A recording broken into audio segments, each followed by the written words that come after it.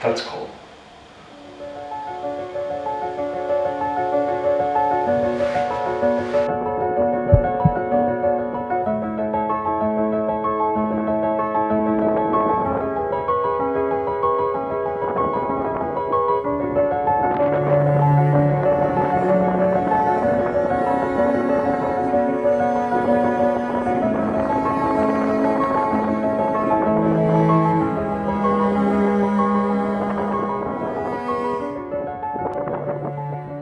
Inception is the point of giving a person an idea, getting into their mind and implanting it. It's a great film by Christopher Nolan, one definitely worth the watch. It was a little while ago that I posted my creepiest novels video, and it was about a week later when I got this picture as a text from my friend about books he just got in the mail. Now, I stand behind all of these books, and this channel is in a lot of ways supposed to be a call to action on reading books that can change your perspective and life. But though I was elated at first in getting this text, the thought kept creeping into me. My friend just spent $40+ after watching one of my videos. Then I started to think about all of the products that I bought just because somebody on the internet said I should.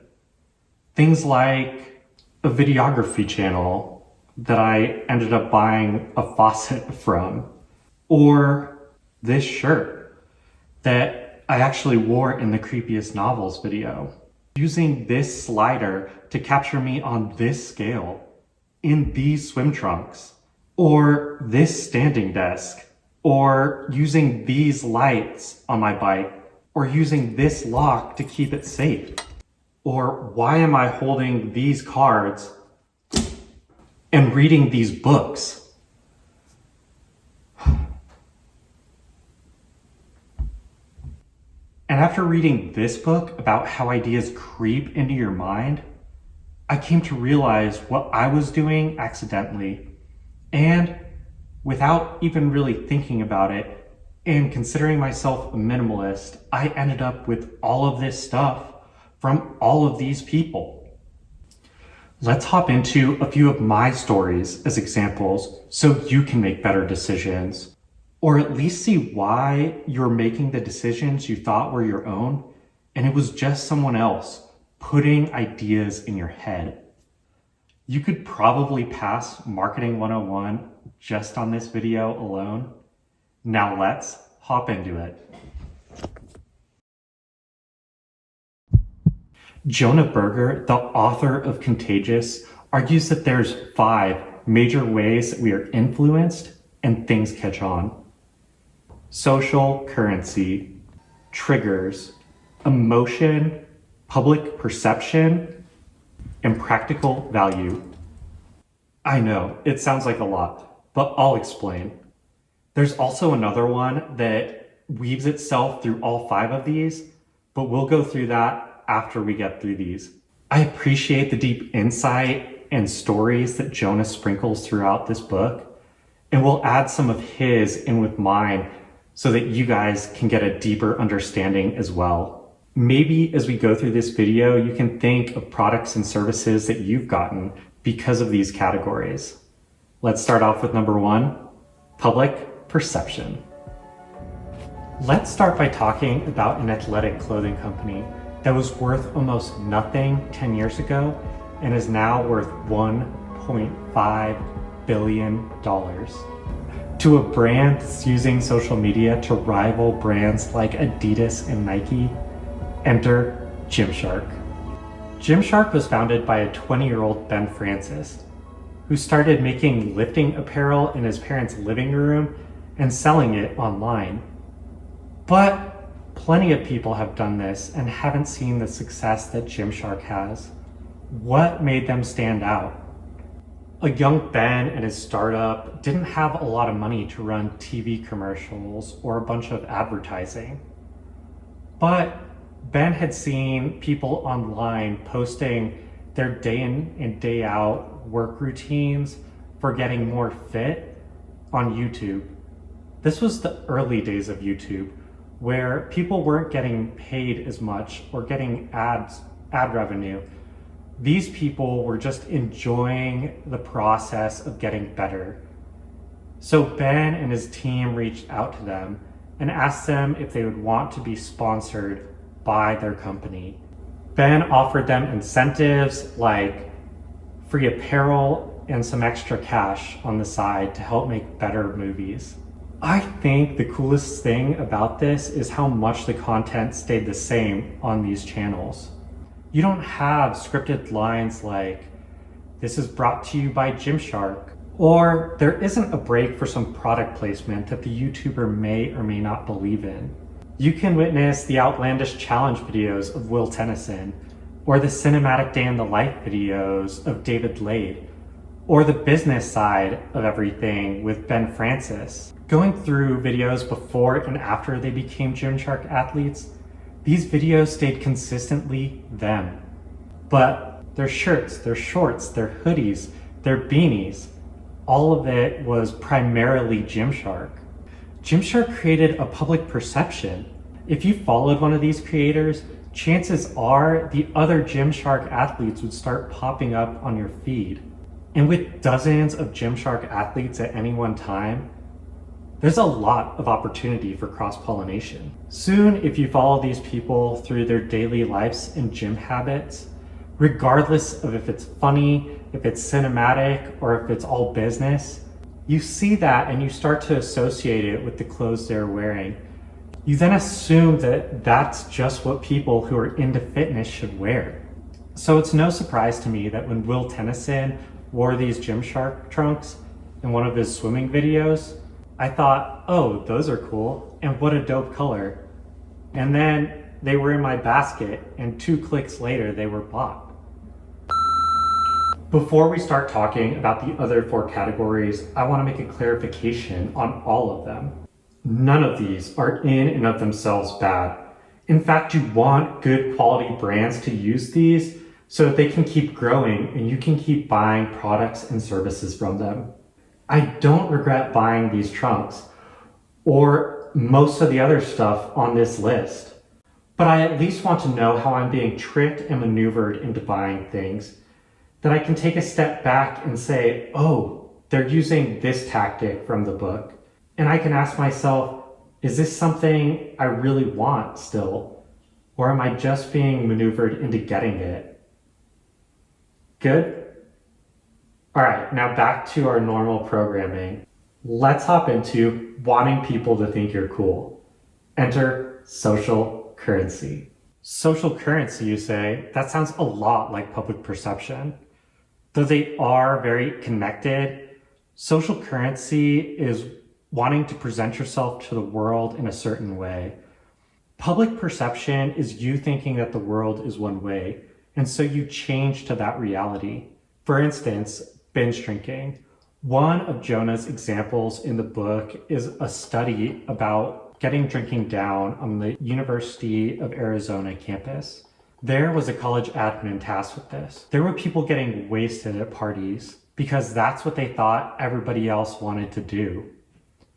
But when anonymously polled, students said that they would rather just get a little tipsy or have a couple of drinks instead of getting wasted.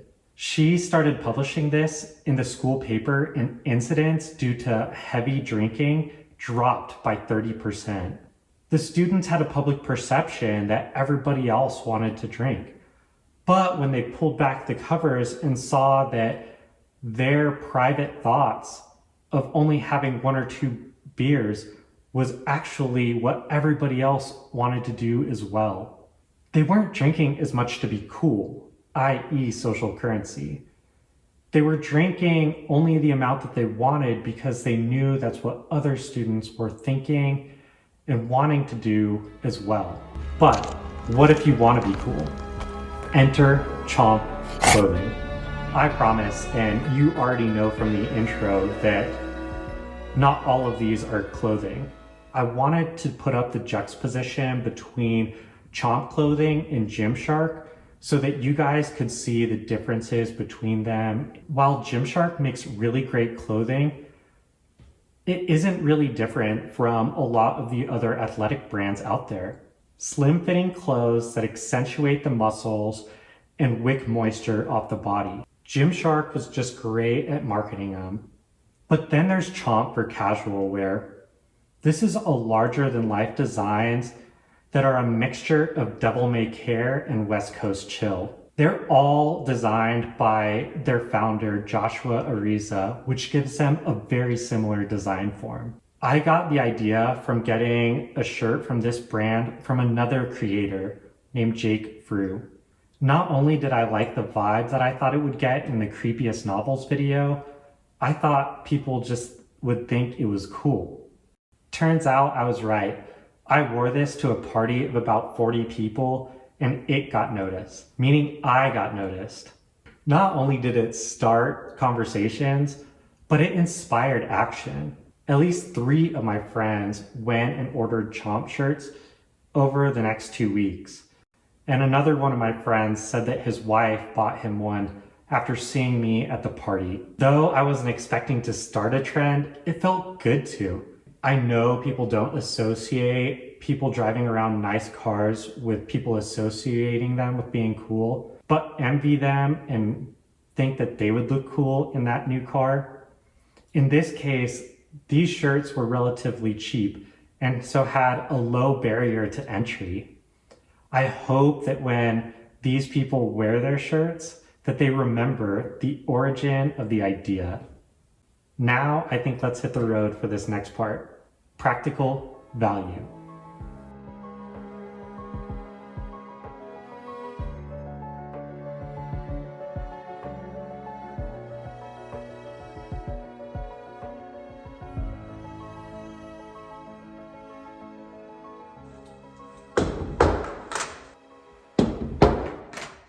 So practical value is very simple. It's just about getting the idea to somebody that's worked for you and why it might work for them. Jonah has a very interesting example about this one. It's about an old farmer who doesn't really use technology and doesn't really like YouTube. His niece sees him shuck corn though one day and really likes it. She took a video of it and uploaded it. It now has over 5 million views. Why? Because it's dead useful. You don't want to go to a barbecue and have threads within your corn and then have them stuck in your teeth. This video just showed how to get rid of all of that thread that's within the corn.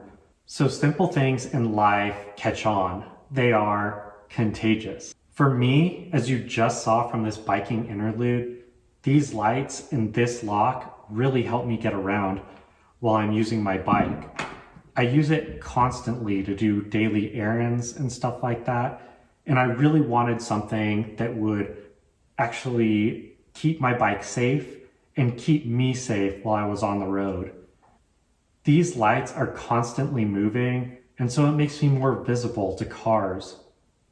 This lock is industrial strength, and it actually takes 3 angle grinders just to break it.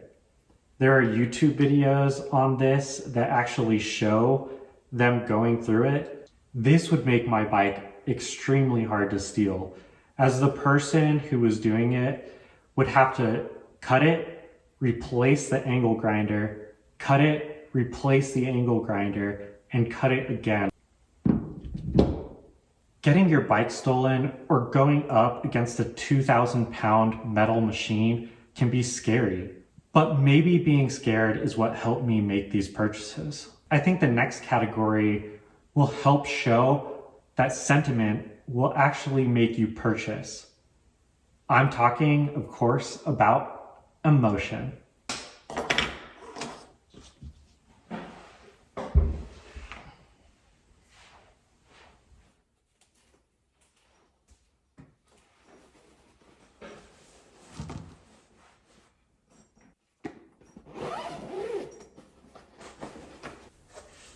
Everyone has emotions, so company and people know that they can utilize those to their advantage. This slider I'll admit, is the only thing on this list that I didn't purchase with my own money. Though I would have if it wasn't gifted to me. I started wanting it around Christmas time, and my brother ended up getting it for me. I asked for this or any slider that my brother would recommend, as he has about every videography tool under the sun. I specifically asked for this slider though because of how a creator made me feel. If you've ever watched a Life of Riza video, I think you'd feel the same way as I do.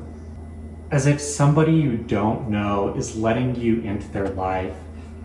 Not in a showy or glamorous way, but in a way where you feel like you're figuring out life alongside her. She uses shots with the slider and without to ground her viewer. If I could only do half of that, I thought to myself as I put it on my list. I like using it. Even though I'm not trying to make Life of Riza style videos, I think it adds a dynamic to my videos that really comes out great in the final product. Emotions took over me and triggered me to buy this. Triggers. We should talk about the last thing on the list, triggers. Triggers. Triggers.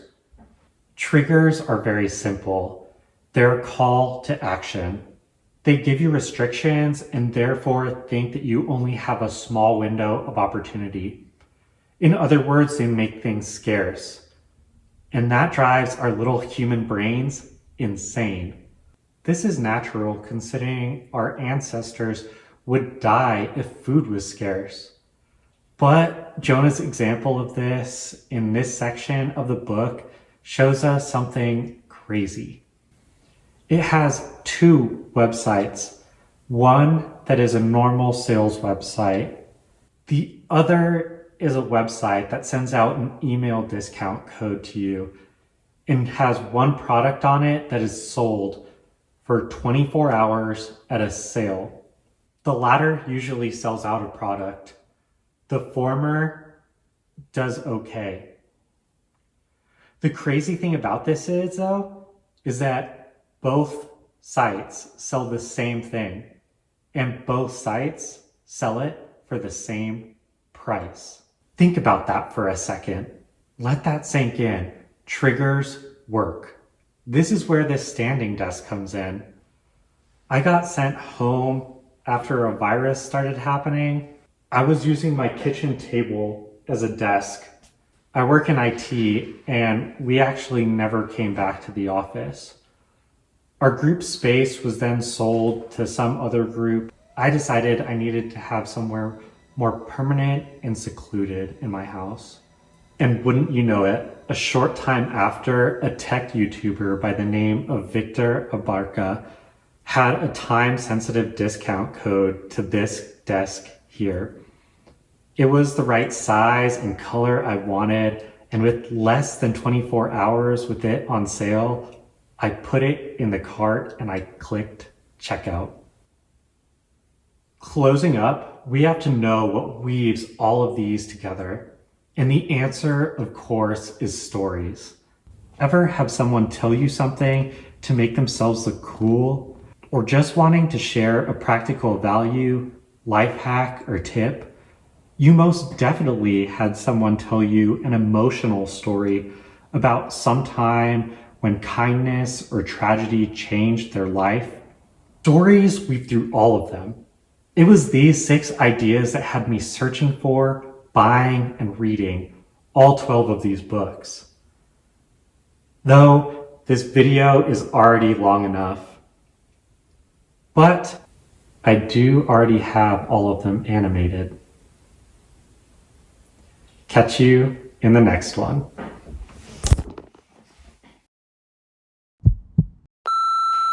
Don't let them get to you this time. Try not to. You know how they are. Good. You like had a half smile when I said my line, and then I just couldn't. All right, hold on. Get into character, babe. Got it. Lusa. Timothy Chalamet, shimmy y'all, shimmy Yeah, I know.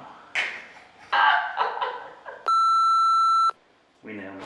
We're the best actors on planet Earth. I did look pretty good. You guys did do good. We're going to Hollywood.